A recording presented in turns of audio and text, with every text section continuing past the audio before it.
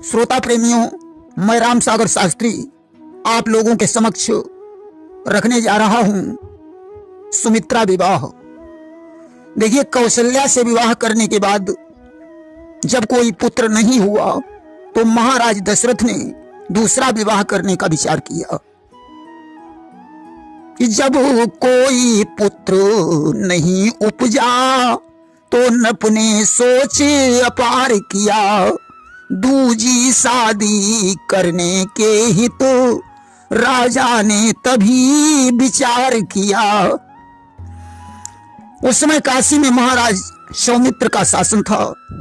राजा सौमित्र बड़े धर्मनिष्ठ और न्यायी राजा थे। उनकी पुत्री का नाम सुमित्रा था।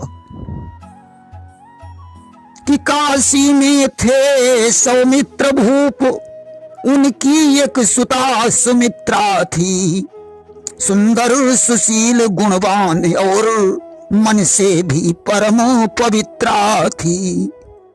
सुमित्रा ने महाराज दशरथ के प्रभुत्व की चर्चा सुन रखी थी, अतः उसने निश्चय कर लिया था कि स्वयंवर में मैं दशरथ को ही जयमाला पहनाऊंगी।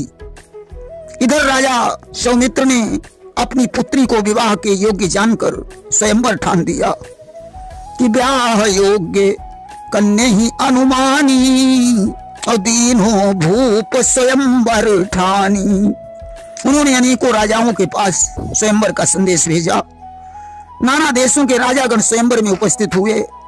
महाराज दशरथ को ज्यों स्वयंवर की सूचना मिली, मंत्री सुमंत के सहित वे भी स्वयंवर में पहुंच गए। दशरथ तो दूसरा विवाह करना ही चाहते थे।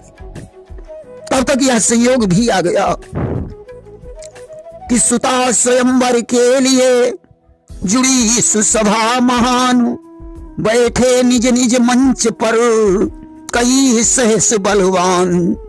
सभी राजागण अपने अपने मंचों पर विराजमान थे। धुंधुली बजी और उत्सव प्रारंभ हो गया। आज राजा सौमित्र की आज्ञा से सुमित्रा ने जयमाल लेकर रंगभूमि में प्रवेश किया। सारे राजागण चकभक होकर देखने लगे कि अपने अपने भाव थे, अपने अलग विचार। सुकुमारी माला लिए चहुदिस रही निहार। सुमित्रा ने सभी राजाओं को देखा।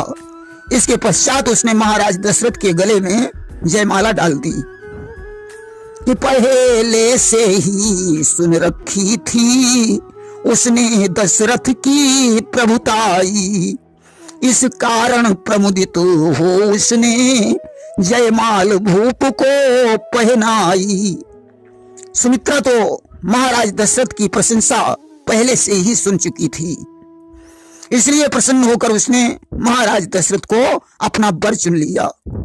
आज तो सुमित्रा के साथ राजा दशरथ का विवाह हो गया। आज सुमित्रा को साथ में लेकर वे अयोध्या वापस लौट आए।